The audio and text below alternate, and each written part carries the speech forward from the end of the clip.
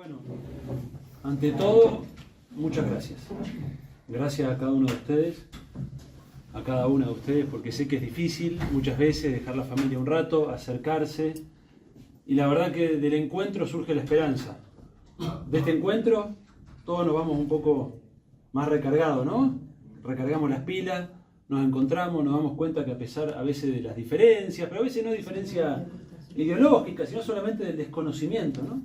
De otra agrupación, de otro sindicato, de la asociación, surgen o los prejuicios, o los desentendimientos, o las confusiones y la desesperanza, ¿no? Y hoy más que nada tenemos que alimentar la esperanza, y la esperanza se nutre del encuentro. Así que es una etapa para encontrarse, para discutir, para construir. Así que esto tiene un valor enorme, compañeros. Así que un aplauso para cada uno de ustedes.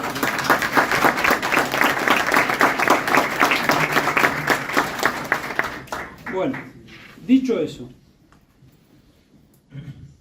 me han invitado a hablar de Belgrano Milei.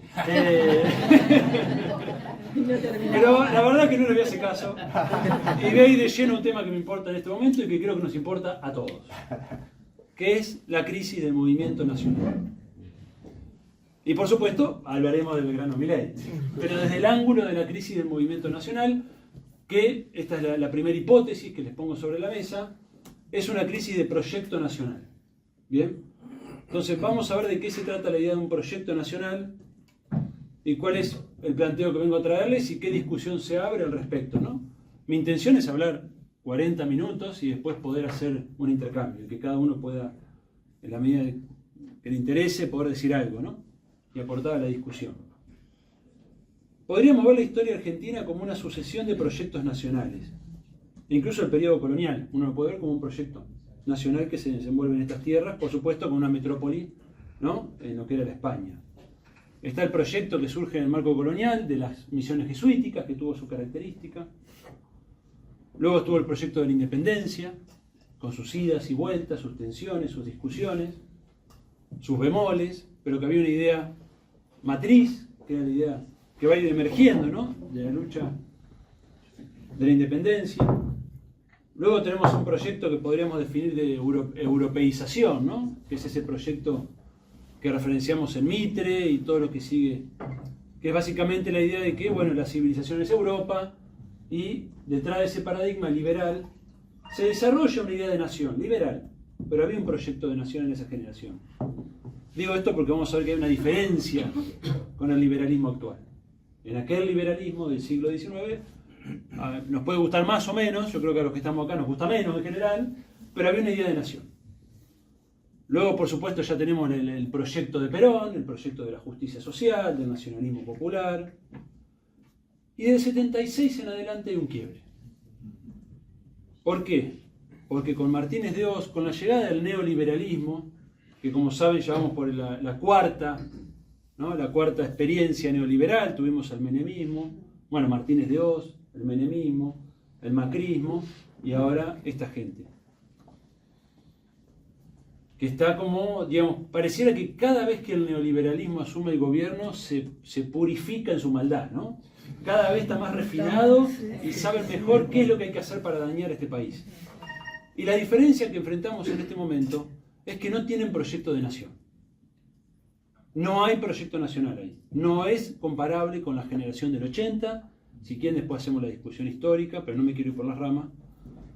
Acá no hay proyecto de nación. A lo que estamos enfrentando, y creo que es parte del declive en que también se mete el debate nacional, estamos enfrentando un antiproyecto. ¿Qué es la idea de un antiproyecto? Es la idea de que nos quieren hacer vivir el proyecto de otro. Ese otro es fundamentalmente Washington, Estados Unidos, y ahora el eje parece ser Washington-Israel, ¿no? En la geopolítica de Milei. Muy claramente dicho por el presidente, ¿no? Y expresado en sus actos. O sea, hay como un eje geopolítico donde quieren meternos ahí. No sé si vieron la imagen el otro día del mapa de Argentina en la mesa con el gabinete de Israel fuerte, ¿no? Porque efectivamente es el antiproyecto nacional, porque es el proyecto nacional de Estados Unidos y de Israel para la Argentina. No es el proyecto de los argentinos para la Argentina. Hay una gran diferencia. Hay una gran diferencia. Eso es lo más peligroso. Sí. Bueno, entonces lo que enfrentamos, hay que tenerlo en claro, es un antiproyecto. Y de este lado, creo que hemos caído en una gran confusión no quiero poner nombres porque no se trata de nombres, yo creo que es simplificarlo, confundir procesos políticos con nombres. Yo creo que los procesos políticos son más profundos y se encarnan en cambios culturales, en los grupos, en las ideas, en las discusiones. Creo que hay un problema en el cual hemos caído, una confusión, que es la confusión entre lo político, la política y las políticas. ¿Qué son las políticas? Las políticas son el modo que tiene el poder de gobierno de tratar de resolver las cuestiones de la sociedad, las demandas de educación, de salud, de vivienda, de trabajo, la política tributaria, las políticas que lleva adelante un Estado. Ese es el plano de las políticas. ¿Estamos de acuerdo? Bien. Que en general tendimos en nuestros gobiernos, con mejores momentos y peores momentos, a poner un foco en las políticas, en la gestión. ¿Bien? ¿Y qué es un plano que tiene una característica, el de las políticas? ¿Cuál es la característica?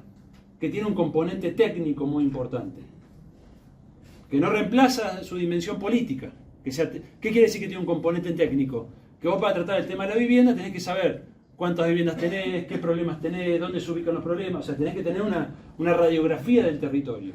Si vas a tratar el problema de salud, tenés que tener una experiencia técnica de, bueno, qué problemas se atacan, cómo. Entonces hay un componente técnico. Ahora, ese componente técnico no puede reemplazar el criterio político en la toma de decisiones. Cuando uno se confunde eso y piensa que las políticas son solo técnica, cae en la tecnocracia. En el gobierno de los expertos, el gobierno de los técnicos, que eso es un problema. Bien, las políticas sin técnica también es un problema. O sea, poner a cualquiera en cualquier lugar del Estado para que resuelva algo que no sabe es otro problema. Hay que encontrar una síntesis ahí, que podríamos llamar de la tecnopolítica, es decir, cuadros técnicos y cuadros políticos que dialoguen y que sepan, el que sabe del tema con el que tiene criterio político, tome las decisiones. Pero bueno, ese es otro tema. El campo de las políticas. Después está el campo de la política, que es el campo más visible y que conocemos como la puja de poder político entre partidos, que se expresa institucionalmente, ¿bien? Electoralmente se accede a ese lugar, es el plano más visible, donde se pelea, ¿por qué? Por el acceso al poder público. ¿Estamos de acuerdo? La política tal como la entendemos todos nosotros. Que ahí venimos perdiendo aceite. Si en las políticas hubo algunas mejores y otras peores, pero podemos apoyarnos en algunas políticas que estuvieron bien y tratar de meter bajo la alfombra las que no anduvieron tan bien. En el plano de la política venimos haciendo agua, pero es lo que todos estamos mirando todos los días. Bueno, abrimos el diario, que la pelea de uno, que la pelea del otro, que todo el puterío ese. Bueno. Y después está el plano de lo político, que es el que no venimos discutiendo. Y ahí quiero poner el foco hoy. ¿Qué es el plano de lo político? El plano de lo político es el plano del poder fáctico. Porque es el poder fáctico el que establece las reglas de juego de una sociedad. ¿Qué son las reglas de juego? Las reglas de juego son las reglas explícitas, las leyes electorales, la constitución, es decir, donde están las reglas de cómo debe desenvolverse una sociedad, y las reglas implícitas. ¿Bien? ¿Qué es lo que se puede decir? ¿Qué es lo que no se puede decir? ¿Con qué quedas afuera del juego político? ¿Bien? Nosotros nos concentramos en las políticas y en la política. Nos olvidamos de lo político. ¿Quién trabajó sobre lo político? Los neoliberales. Milei, particularmente, con mucha inteligencia, trabajaron sobre lo político, modificando las reglas del juego. Y todavía fíjense que nos cuesta entender cómo es el juego político de Milei. ¿No? Y todavía le reclamamos desde la política, che, pero no está respetando las instituciones. Y Milei está parado en otro lugar. Está parado en otro lugar, de otra fuente de legitimidad, que es distinta. Entonces nosotros quedamos en cierto modo encorsetados en el movimiento nacional. Recuerden esa diferencia de Perón entre movimiento y partido. Perón decía, ¿no? El movimiento nacional se articula en torno a una doctrina y no encaja en la definición de partido del siglo XIX, decía Perón, conducción política, ¿no?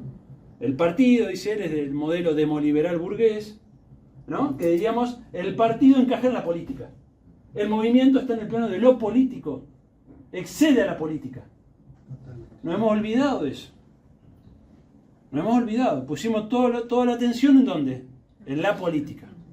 Y Milei nos ganó la discusión en lo político, modificando el sentido común de la sociedad, ganando hegemonía, como se dice, ¿no? modificando lo que estaba aceptado, lo que estaba validado.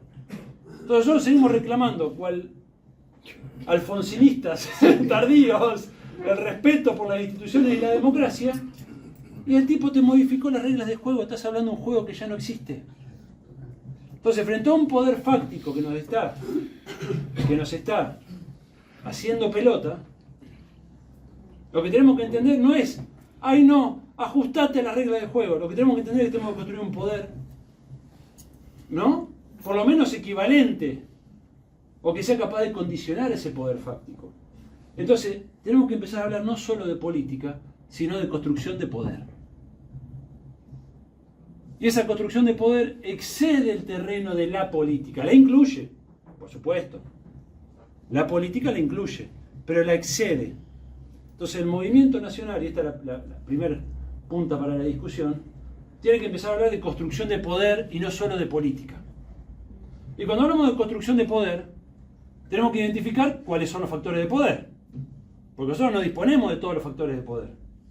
Si dispusiéramos de todos los factores de poder, sería otra Argentina, ¿o no? Bien, Milei tiene sus factores de poder. ¿Cuáles son los factores de poder? El apoyo geopolítico de Estados Unidos, que le salva con un crédito cada vez que está ahogado, ¿o no? Sí. El apoyo del poder económico concentrado, de las élites financieras, ahí lo tiene. Bien, el apoyo de un grupo de medios muy importante, 2 grupos de medios, La Nación, Clarín, ahí lo tiene. Ellos tienen clarísimos sus bases, sus factores de poder. ¿Nosotros las tenemos en claro?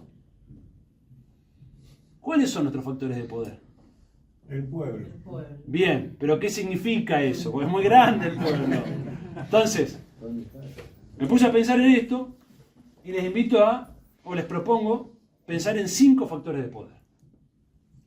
Para empezar a renacer como movimiento nacional, que es el renacer de la Argentina, porque el único futuro que tiene la Argentina está acá, en el movimiento nacional. Lo que tenemos enfrente es el antiproyecto, por eso fue muy claro al respecto. No es una lucha de proyectos. Cuando uno lee a Jaureche o a Scalabrini, están luchando contra el proyecto del 80, que era un proyecto. Esa era otra discusión. Hoy estamos luchando contra un antiproyecto, lumpen, pues son lumpenes, son delincuentes, estamos luchando contra eso. Entonces, el único futuro de la Argentina está en el movimiento nacional. Entonces, se está jugando mucho en la crisis y recomposición del movimiento nacional. Entonces, es un momento para pensar mucho en estas cosas. Construcción de poder, estrategia de construcción de poder. ¿Cuáles son los 5 factores? Jaureche decía que los pueblos deprimidos no luchan. Sí, claro. Eso es un factor de poder que tenemos que, creo yo, bueno, le propongo 5 factores. El primero, que es un factor que el neoliberalismo por definición no tiene y que es únicamente nuestro, que sería segmentos del pueblo trabajador organizado, expresado en poder sindical y poder territorial. Acá están los compañeros de la Florencio, estoy charlando, ¿bien? Y los compañeros de Sanidad, los compañeros del Sindicato de la Carne, los compañeros de ATE. Todos esos son segmentos del pueblo trabajador expresados en el territorio o en lo sindical. Ese es un factor de poder esencial del movimiento nacional. Primera pregunta que podemos hacernos: ¿qué lugar le hemos dado a ese factor de poder en las últimas décadas? Siendo que es el factor que nos caracteriza, porque nos definimos como movimiento nacional popular. Si no, nos definiríamos como un movimiento nacional elitista. Pero no, somos un movimiento nacional popular. Si no, sería un movimiento nacional elitista, seríamos la generación del 80. Unos ilustrados que dicen para dónde va la cosa. Si somos un movimiento nacional popular, este factor de poder es esencial. Poder que se expresa en segmentos del pueblo trabajador organizado. Fíjense que enfatizo lo de organizado. Pueblo trabajador per se no es un factor de poder. El poder emana de la organización. Yo puedo tener 10 compañeras en sanidad, pero si están cada una por su lado, eso no es poder. Si las 10 están organizadas, pueden presionar, discutir. En el territorio lo mismo. Puedo tener 10 vecinos que son buenas personas, pero eso no me hace poder. El poder es la organización de esos 10. ¿O no? Sí. El poder emana de la organización. Segunda pregunta: ¿cuánto papel le hemos dado a la organización? Bueno. Primer factor de poder. ¿Bien? Que se expresa en poder sindical, poder territorial. Segundo factor de poder. El poder que emana del grado de adhesión que tienen nuestras ideas en la sociedad. Y que se expresa en poder electoral. ¿Bien? Y en la medida en que ese poder electoral redunda en triunfos, en poder gubernamental o en poder legislativo. Bien, que son los dos poderes del Estado a los que podemos llegar a través de las elecciones. El Poder Judicial, como saben, no se llega por elecciones. Entonces, esos dos poderes del Estado son permeables al poder electoral que emana del grado de adhesión que tengamos y de credibilidad en la sociedad. Bien, si ustedes quieren, es el más parecido a, o es el factor de poder que te lleva a la política, como la definimos hace un rato. ¿Estamos? Bien, pero hay que entender el poder electoral como grado de adhesión a las ideas, no solamente como un resultado de un marketing electoral. Porque el poder emana de que la gente comparta tus ideas, piense que la cosa va por el lado que vos le estás indicando. Si es solamente porque de modo medio oportunista te votó para sacar al otro, no significa tampoco la misma dosis de poder, por lo menos, ¿no? Una cosa es que la gente te apoye, otra gente que la gente te vote, son cosas distintas. Entonces, segundo factor de poder, el poder que emana del grado de adhesión de la ciudadanía a nuestros postulados, a nuestras ideas y principios. Y que se expresa, como les dije, en poder electoral, gubernamental y legislativo. Tercer factor de poder. El poder, no sé cómo llamarlo, cultural, intelectual, mediático, artístico, de todos aquellos que tratamos de incidir en las ideas y valores de una sociedad. Intelectuales, periodistas, artistas, streamers, allá está un compañero que hace trabajo en las redes, ¿no? Todo ese cúmulo de gente que busca incidir ¿en qué? ¿En qué buscamos incidir? En el flujo de ideas y valores de una sociedad. ¿Bien? Es el terreno que se suele llamar de la batalla cultural. ¿Bien? Ahí hay un factor de poder. Tenemos un número X, no sé el número, quizás sean varios miles, de compañeros en todo el país que se desenvuelven en ese terreno. ¿Bien?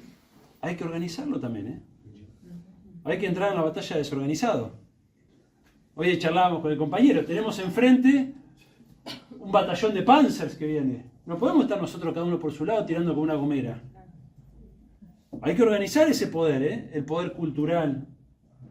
Bien, y darse una estrategia en relación a esos múltiples frentes. Porque hoy es el poder intelectual, o sea, tenés que contar con intelectuales que estén vinculados al pueblo, que hagan formación, que recorran el territorio, que generen ideas, que generen reflexiones.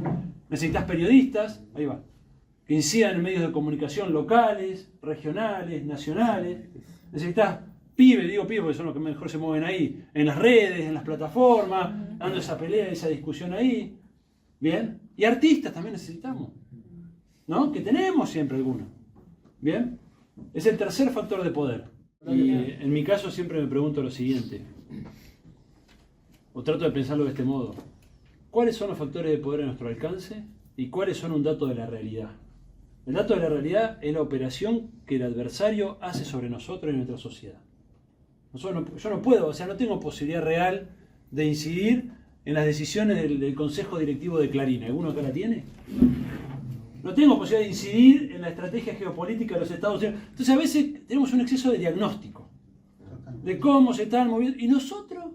Entonces yo me preguntaría ahí, si de los últimos 25 años, 20 fueron gobiernos peronistas, ¿por qué la sociedad llega a ese estado de ignorancia política? Esa es mi pregunta fundamental. Porque es muy fácil quedarnos analizando los medios, y sí. Y yo te digo, esto como decía, tienen razón, los lemas simplistas. Vos te vas a ver las campañas contra Perón, no eran muy distintas. Y Perón no bajaba de 60-65% de apoyo en la sociedad, nunca bajó. Pero había un trabajo político de masa muy distinto, que es lo que hemos carecido en esta etapa. Esa es mi lectura, ¿no? Podemos charlarlo. Bueno, hablamos del poder entonces que emana de las organizaciones del pueblo, de los trabajadores organizados, del poder electoral, que es expresión del grado de apoyo a tus ideas en una sociedad, del poder cultural y todas sus variantes, mediático, que tiene que ver con esa batalla cultural. Cuarto factor de poder es la posibilidad de hacer alianzas con estructuras de la sociedad civil que expresan a los más distintos sectores. Y esas alianzas pueden ser con toda la estructura o una parte de la estructura. ¿Qué son estructuras? Organizaciones.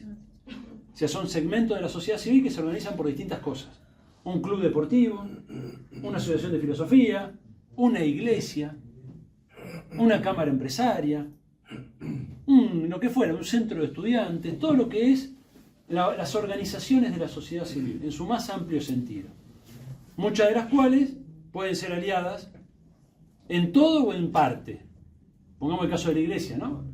No te vas a aliar con toda la iglesia probablemente, porque hay sectores ahí que son liberales o conservadores, pero hay un sector muy importante que acompaña las políticas, ¿no?, nacionales y populares. Y lo mismo con sectores empresarios, lo mismo con clubes deportivos, con asociaciones culturales.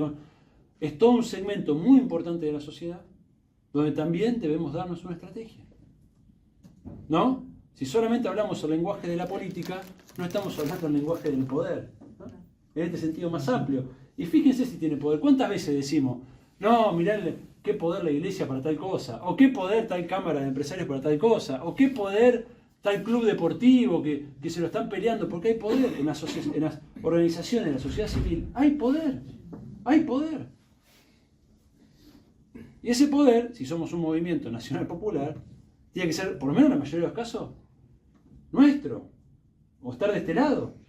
Si no, ¿de qué estamos hablando? ¿A quién representamos? ¿De qué somos movimiento nacional? Si los clubes, las asociaciones culturales, los vecinos no están con nosotros, ¿no? Da que pensar eso. Sí. Quinto factor.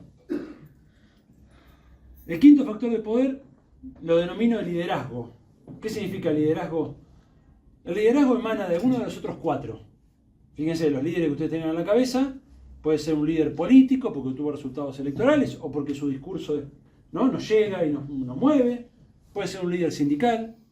Puede ser un líder territorial que emanó de la lucha social. Puede ser un líder intelectual, un referente intelectual. Puede ser un líder, lo que fuera, cultural, artístico. En la iglesia, un líder eclesial, Francisco, pucha, sí, un líder, ¿no?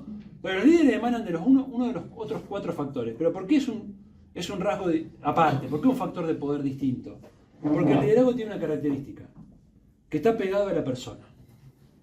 Y es intransferible. Aunque nos cueste a veces aceptarlo, porque el liderazgo está muy vinculado al carisma personal. Y por más que vos tengas un líder que diga, mira, le voy a pasar acá a Dani todo mi apoyo, va para él ahora, ¿eh? Y la gente te dice, no. Pues el liderazgo está muy asociado al carisma, y el carisma es personal e intransferible. Entonces es un factor de poder distintivo. ¿Qué líderes sociales, con qué líderes contás vos? ¿Cuáles son los referentes sociales? ¿Con qué liderazgo contás? Estos son los 5 factores de poder que al menos yo pude identificar. Creo que hay otro factor de poder que en esta época, por ahora, no está en discusión, que es el factor militar. En otra época era fundamental. Estaba en la estrategia de poder pensar el factor militar. Hoy a nosotros la verdad que nos queda lejos para el nivel de discusión que estamos teniendo dentro del movimiento nacional, ¿no? Y otro factor yo no encontré. En otra época hubo un factor internacional, en la época de las independencias, por ejemplo, donde hubo una relación con el apoyo británico, toda esa secuencia que da para muchos debates, pero había un factor de poder geopolítico a las independencias.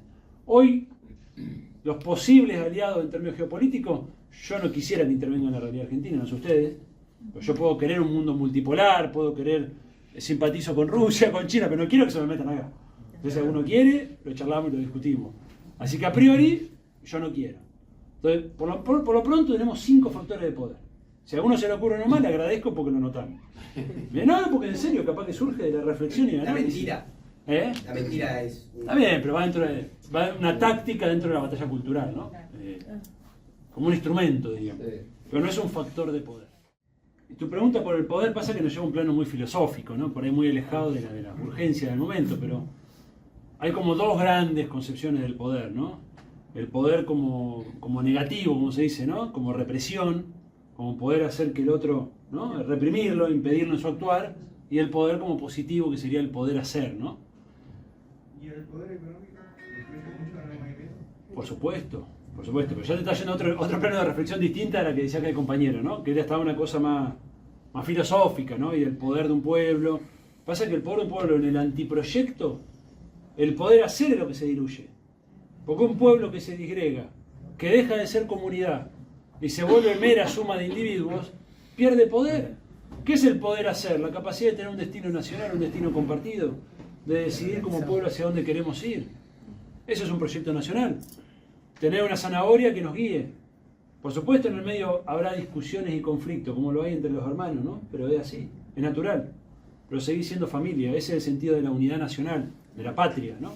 Entonces, el antiproyecto lo que hace es disgregar, por eso la idea de identidad que vos trajiste es importante, ¿no? Porque es disgregar lo común en sus partes simples que ya no se ven como parte de un todo.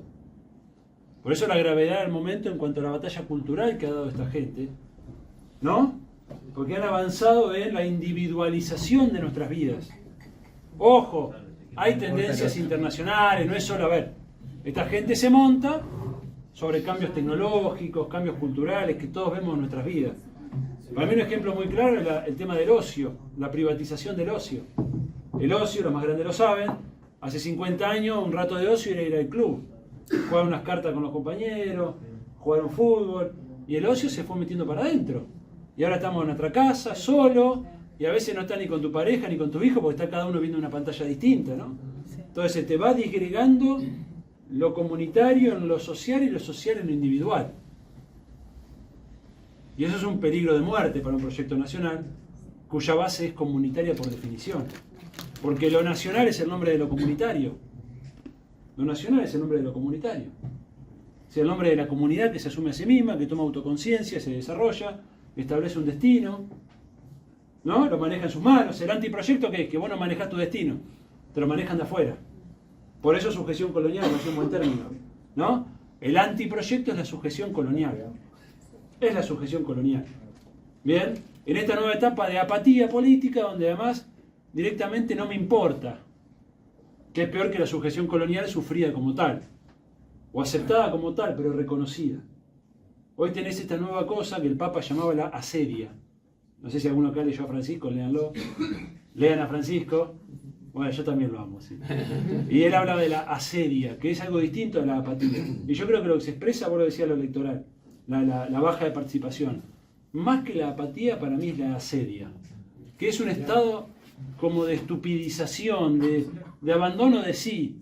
Vieron que a uno le pasa, ¿no? Que querés conseguir un buen oficio y te cuesta conseguirlo, tenés problemas del trabajo porque la gente no se pone las pilas. Esa sensación de que todo es medio un abandono, Francisco lo define como la asedia, ¿no? Que es un concepto de la escolástica, ¿no? Y del pensamiento cristiano, que es como un estado diciendo, los monjes del desierto decían, tenés que cuidarte de los demonios del mediodía, que eran los demonios de la pereza, ¿no? Porque te agarra el noni ahí, la siesta.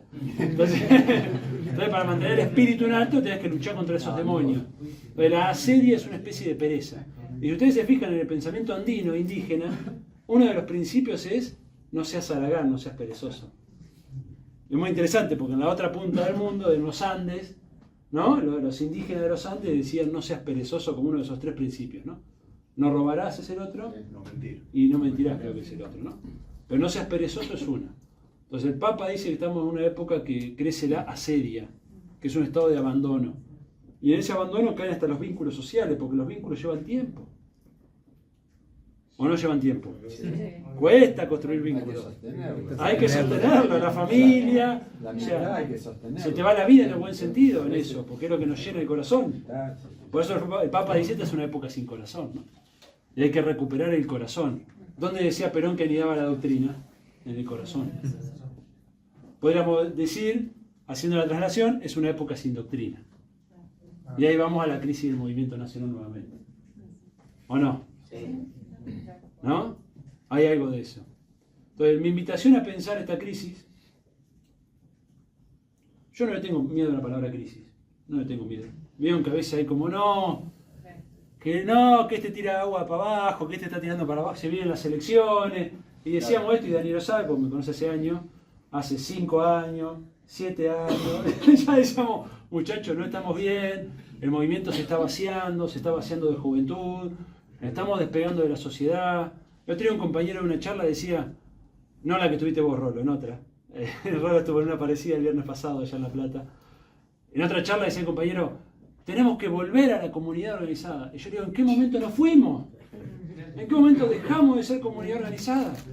Si el peronismo es la emanación natural de la comunidad argentina, pero en un momento dejamos de ser la comunidad organizada y empezamos a hablar otro idioma, otras preocupaciones, empezamos a hacer ese partido demoliberal que pensaba en la política, en vez de pensar en el movimiento que piensa en lo político. ¿Bien? Entonces yo no le tengo miedo a la palabra crisis, porque si negamos el diagnóstico, difícilmente nos hagamos cargo de la enfermedad y cómo tratarla. Entonces tenemos un diagnóstico que es, estamos mal,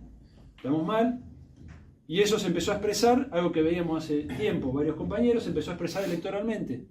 cada resultado es peor que el otro. Hay provincias en Argentina en las que el peronismo prácticamente ha desaparecido. Hay ciudades muy importantes del país en las que el peronismo prácticamente no está midiendo, no tiene resultados. Y el electoral es lo más visible de algo mucho más grave y profundo, que es que nos desarraigamos de esas sociedades. Que vos tengas un resultado de 2-3 puntos, como si fueras un partido minúsculo, y que hables en nombre del movimiento nacional, cualquiera que te vea afuera dice, este tipo está esquizofrénico, o sea, tiene ansia de... O sea, se cree más de lo que es. Si estás sacando el 2%, ¿cómo vas a hablar de que vos sos el movimiento nacional? Entonces, nuestro punto de partida para la reflexión no es el punto de partida de nuestros grandes pensadores de los años 40, 50, 60, porque esos grandes pensadores atrás tenían a un movimiento nacional. Nosotros atrás tenemos la sombra de un movimiento nacional y el desafío de reconstruirlo. Entonces es muy importante, creo yo, ponerle palabras a la situación en la que estamos. Que no es una crisis de dirigencias, que sería el plano de la política. No, se peleó Axel con Cristina, el otro se peleó con no sé quién. Eso en verdad es traducción de algo más profundo que se viene arrastrando. Y la crisis, todos tenemos parte de la crisis, ¿eh? Por supuesto, las dirigencias tienen una responsabilidad mayor por su rol, bien, pero las dirigencias surgen del movimiento, no surgen de otro lugar. Entonces todos tenemos una responsabilidad. Yo como pensador digo, a ver, ¿qué hicimos los pensadores nacionales por la crisis del movimiento nacional? Y tengo que hacer autocrítica. ¿Hemos hecho lo suficiente? No, no hemos hecho lo suficiente. Los sindicatos tienen que hacer su autocrítica. ¿Cómo llegamos hasta acá? ¿Hemos hecho lo suficiente? ¿Dimos los debates que había que dar? ¿Qué no hicimos bien? Hay que dar el debate. Entonces creo que cada uno de estos factores de poder tiene que revisarse. Y tiene que corregirse. Porque es muy fácil decir, no, ahora no es Cristina, es Axel. ¿Y ustedes creen realmente que va a resolver algo eso? Algunos tendrán más simpatía por uno, otros por otro. Me imagino que está todo mezclado acá. Sé que hay muchos con Moreno. ¿Bien? Pero cuando las lógicas políticas están insertadas en las organizaciones, no alcanza con cambiar la cabeza para que cambie lo que está sucediendo. Tenemos que darle un debate profundo. ¿Qué lugar le hemos dado a la formación política? Y comparo con dos países que hace 50 años Argentina los miraba de arriba. Brasil y México. Brasil y México. Hoy México lo conduce el Morena, con un proyecto nacional consolidado, con un centro de formación política nacional, donde todos los candidatos del país tienen que pasar por los cursos de formación política que da el partido. Búsquenlo en internet, Instituto Nacional de Formación Política Morena. Están las páginas, están los cursos, todo. Con una filosofía para ese partido, que es la filosofía de la liberación de Enrique Duce, que es un argentino que vivió en México después de la dictadura. O sea, toda una doctrina. Y han logrado hacer una transición de liderazgo, que es lo más difícil. Fíjense nosotros como estamos atrapados siempre en el tema de las transiciones, del liderazgo. Allá los tipos tenían una figura como López Obrador, que es una figura importantísima. Pudieron hacer una transición política. ¿Por qué? Porque hay organización. La organización supera las individualidades. Hay cultura de partido, cultura de estructura, de conducciones estaduales, de conducciones municipales. Y vayan a ver Brasil. Brasil, el PT, no es solo un partido, es un movimiento nacional atrás, de base desarrollista, que en Brasil es muy fuerte, que permea al empresariado, que permea a las Fuerzas Armadas. Y cuando el loco de Bolsonaro, que pudo haber sido un Milei, asumió, lo tenían atado de pies y manos. Era como un saltimbanqui ahí que hacía shows y no tocó nada de la estructura profunda del Brasil. No pudo modificar nada. ¿Por qué? Porque en Brasil hay proyecto nacional. Hace 50 años. Y nosotros nos miramos hace 50 años de arriba, ¿o no? De los brazucas, de los otros. Y los brasileños nos pasaron el trapo. Vayan a ver la industria brasilera. Vayan a ver la ciencia y la tecnología brasilera. Vayan a ver las universidades brasileras, nos pasaron el trapo. Y vayan a México, el proceso de industrialización en México es impresionante. Y nosotros que estamos con menos PBI industrial que hace 50 años. Entonces, si creemos todavía que podemos estar mirando de arriba a algunos, tenemos que darnos un baño de humildad, ¿no? Y empezar a reconocer los errores y ¿no? el estado de situación que tenemos. Yo la defino como una crisis espiritual. ¿Por qué una crisis espiritual? La crisis espiritual es una crisis de sentido. Cuando vos no sabés para qué estás, el sentido de propósito. bien, que corresponde con la idea de doctrina en Perón, ¿no? La doctrina se inculca, bien, anida en el corazón, es donde están los principios, los valores, y esos principios y valores muchas veces se han visto afectados, ¿no? por el mensaje contradictorio que hemos dado en la sociedad, con dirigentes enriquecidos, con yates en Marbella, con fiestas en Olivo, y todo eso te corrompe la esencia espiritual de un movimiento. Y si nuestros compañeros están desmoralizados, ¿cómo vamos a convencer al resto de la sociedad de que somos la esperanza para la Argentina? ¿O no? Así como el entusiasmo entusiasma, la desmoralización contagia también para abajo. Entonces cada uno de esas manchas nos afecta profundamente. Y alguno me ha dicho, y bueno, pero los libertarios, los liberales se roban. Sí, pero esa es la doctrina de ellos, muchachos. O sea, a ellos no les afecta, porque ellos ¿qué quieren? ¿Qué le transmiten a la sociedad? Que el éxito es la plata, que tenés que cagarte en el de al lado, que el bien común no existe, y después lo llevan adelante, y allá ellos. Están cumpliendo, son coherentes con su planteo. El tema es que nosotros decimos que creemos en el bien común, que creemos en la solidaridad, en la justicia social, y estamos... ¿Entendés? ¿Entendés? Entonces eso afecta a nuestro prestigio como movimiento y hace que el común de la gente, que para nosotros quizás nosotros a veces relativizamos estas cosas, decimos, no, bueno, pero es uno, pero vayan a charlar con los vecinos, que hay muchos compañeros que tienen trabajo con los vecinos, y es lo que más le llega al vecino, ¿o no? Esas pequeñas cosas, porque el compañero no piensa en términos abstractos. Vos le querés explicar que el neoliberalismo, pero el compañero piensa, che, pero el hijo de puta de Alberto hizo una fiesta en la pandemia mientras se me murió mi viejo y no me pude ir a despedir. Tenemos que ser superiores moralmente. Moralmente, porque representamos una moral. Nuestro proyecto es un proyecto, bien, Perón lo dice, vayan a releer a Perón. Hay una primacía de la ética sobre la política, dice. Entonces hay una crisis espiritual, ¿no? Tenemos que volver a... Hay un murmullo, podemos hacer silencio, compañeros, así dejamos hablar y escuchar. Yo igual ya me extendí más de lo que quería. Voy a hacer un cierre y abrimos ya para que todos puedan dar su opinión, porque si no... Pero tratemos de mantener el Dale, silencio, dale, si dale. nos podemos Te agradezco. escuchar, compañeros. Te agradezco. Gracias. Segundo plano de la crisis, para mí es una crisis intelectual. El movimiento nacional, incluso en los años de oro del kirchnerismo, llamémoslo así, cuando había una adhesión social muy grande, no tuvimos un pensamiento nacional a la altura de ese movimiento. Esa es mi interpretación para los que vienen del campo del pensamiento, palito acá para la FIX, pero no hemos tenido un pensamiento nacional a la altura de ese movimiento. Carecimos de una filosofía de ese proceso político. Parece que es una tontería esto, pero hasta los libertarios que simplifican el debate tienen su filosofía y la explicitan y todo el tiempo la llevan adelante y ahora la transmitieron en dibujitos animados. Entonces no subestimemos a los libertarios, que boludos no son. Boludos no son. Están haciendo cursos de formación, con miles de asistentes, diplomaturas para docentes, están multiplicando la formación. Están yendo al plano de lo político, no solo el de la política, nos están yendo a dar la pelea en todos los terrenos. Entonces, ¿hay una crisis intelectual? Sí. Yo tengo mucha confianza en una camada de chicos más jóvenes que veo que están tomando las armas de la discusión intelectual y se están lanzando a la... Bien, porque los compañeros de 70, 80 se nos están yendo.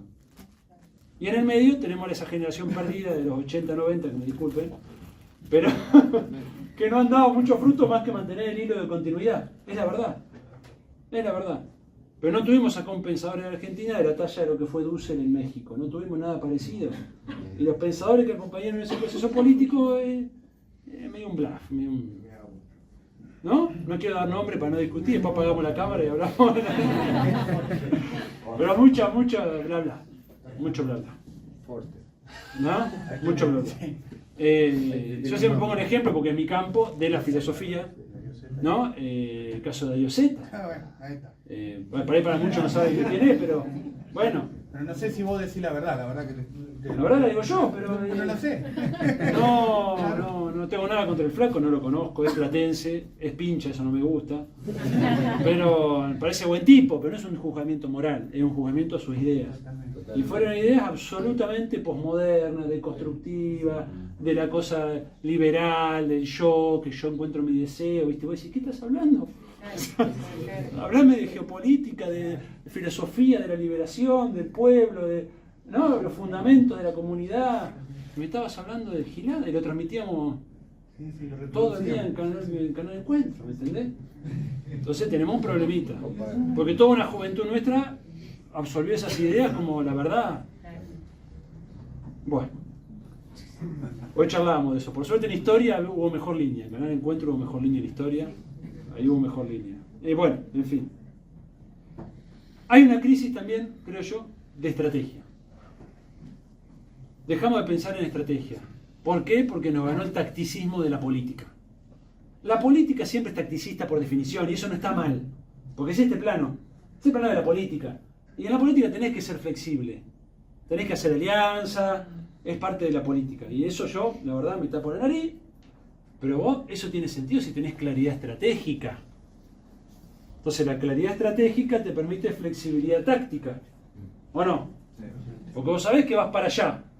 Este va para allá, pero te sirve para avanzar 2 pasitos para allá. Bueno, nos aliamos. ¿No? Porque tenés claridad estratégica. Cuando vos no tenés claridad estratégica, la política se vuelve un pragmatismo ciego, un tacticismo puro, un cortoplacismo permanente. Y en eso muere la estrategia. Porque la estrategia no sigue los tiempos de la política, los tiempos del electoral. La estrategia es el plano de lo político, de la construcción de poder, del mediano y largo plazo. Y una vez más voy a citar a nuestros referentes libertarios. Vayan a ver las conferencias de Vanegas Lynch. Hace 30 años los tipos decían, hay que ir a dar la batalla cultural en las organizaciones de la sociedad civil, ganar las ideas de la gente. Hicieron un trabajo subterráneo, tuk, tuk, tuk, tuk, tuk, tuk, tuk, hasta que lograron una figura como Milei que los expresó socialmente. Pero dieron una estrategia de largo plazo. Nuestra crisis, compañeros, no les quiero dar mala noticia, pues no soy pesimista, soy optimista por naturaleza. Nuestra crisis no se resuelve en el tiempo electoral, de acá a las próximas elecciones. Es una necesidad de mediano plazo, por lo menos. ¿No? O sea, nosotros estamos tocando fondo. Entonces tenemos que pensar estrategia, y estrategia es tiempo. Como decía el Papa también, el tiempo es superior al espacio. Hay que iniciar proceso, no pensar solo en el espacio, que es la lógica de la política, el ocupar poder. Ocupo este espacio, ocupo el otro espacio. Sino la lógica del tiempo, que va a implicar esto que estamos haciendo multiplicado por miles, en todo el país. Y retejer al movimiento, compañero. Porque hablamos de que hay que... ¿Cuántas veces escuchamos esta frase? Hay que recomponer el tejido social dañado por el neoliberalismo. ¿Cuántas veces? ¿O no? Es como una bla, bla, bla. Y vos decís, ¿qué vas a recomponer si estamos todos matándonos entre nosotros? Empezamos por recomponer el tejido social adentro del movimiento. Por eso me gusta tanto esto que está sucediendo acá, compañeros de grupos barriales, de sindicatos, asociaciones de profesores, ¿no? Eso tiene que suceder. Para eso es fundamental ir al territorio. No se logra solamente dando la discusión entre nosotros, sino hay que ir al territorio, si no, no tiene sentido. Sí. No hay forma de aprender la estrategia, por más alianza que haya, si no ganamos el territorio. Sí. Entonces hay que ir, hay que estar, hay que, bueno, hacer lo que haya que hacer. Sí. No podemos descuidar esa parte que... Y escuchar. Claro, escuchar sobre todo. El Papa decía el apostolado de la escucha. Sí, sí. La primacía de la escucha. Hemos caído en una especie de ideologismo donde primero juzgábamos al compañero. ¿No? La gente se derechizó. Y vos cuando escuchás, ¿qué? A ver, ¿vos sos de los derechizados? Bueno, a ver, contame qué te pasa. No, mirá, me afanaron 10 veces en el barrio y pido seguridad. ¿Y qué querés que le diga, compañero? Tenés razón. Porque el tipo quiere que no le afanen más. O sea, es sentido común. Muchas veces hemos perdido ese sentido común, ese termómetro con la realidad. Que también es ese pasaje de movimiento a partido que también está vacío en sí mismo. Entonces, cuando vos te revinculás con el común, te encontrás que muchos de los discursos de derecha tienen una base de sentido común, que no tenés que juzgarla. Una sobreideologización. Entonces, el apostolado de la escucha, a ver qué está pasando. Escuchar cuando la gente vota a Milei, ¿qué me quiere decir? ¿Qué me está diciendo? Cuando la gente no va a votar, ¿qué está pasando ahí? Tratar de no hacer hipótesis en el aire, ¿no? Y acercarse, a ver qué está pasando, ¿por qué no vas a votar? ¿No? A ver qué me dice. Entonces ahí tenemos también que revisar un poco el método de trabajo de base, ¿no? Que hemos hablado ayer. Hay que revisar a fondo también ese método. Si ustedes se fijan en conducción política, Perón habla de un método. Conducción política es un texto extraordinario, como todos los que él escribe, ¿no? Pero en conducción en particular no es solo un libro para los dirigentes, para los conductores. Pero en conducción política habla de que cada uno debe ser conductor de sí mismo. ¿Sabían eso? Y que tiene que poder conducir su propia vida con una unidad de concepción y de acción en su propia vida. Reconociendo y subordinando los intereses materiales de uno y mezquino a una causa más noble, que es lo que está en el plano de la doctrina y del espíritu. Todo eso está ahí, ¿eh? Y también nos dice, bueno, el trabajo de cómo se hace, hay que iniciar por la observación, dice. No sé si se acuerdan. Primero la observación, después el análisis, la reflexión, después el planeamiento y después la ejecución. 4 pasos. Decir primero la observación es como decir primero la escucha. O sea, tengo que darle primacía a la realidad, decía el Papa. Primacía a la realidad, ese es el punto de partida, no mi idea previa de la realidad. ¿No? Entonces, ver qué está sucediendo, reflexionar, pensar un plan y ejecutarlo. ¿No? Porque si no sería un revolucionario de café.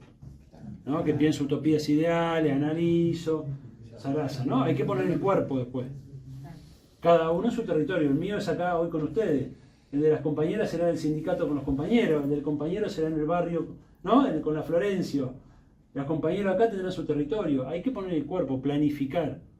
La falta de estrategia también arrastró la falta de planificación. No planificamos. Caemos en una suerte de espontaneísmo desorganizado, ¿no?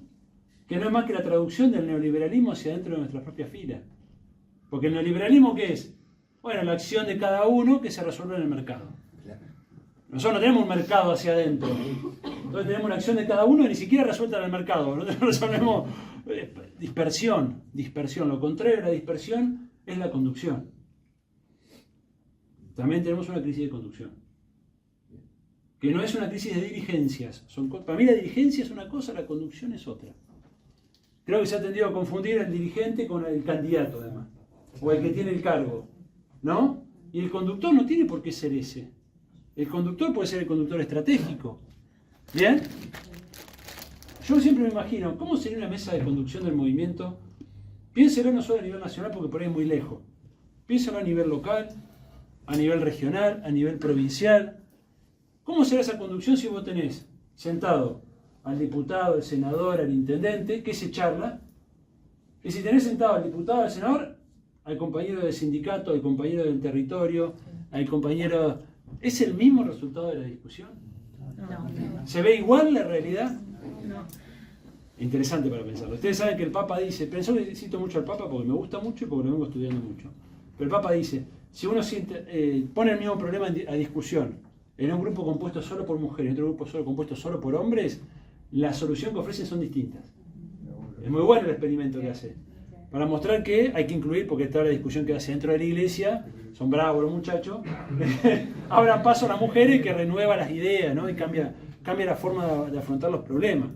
Entonces yo siempre pienso, ¿cómo sería esa mesa de conducción nacional si en vez de ser solo los porteños y del AMBA, tenemos una mesa de conducción donde estén los formoseños, riojanos, los cordobeses, los santafesinos? ¿Es igual la discusión?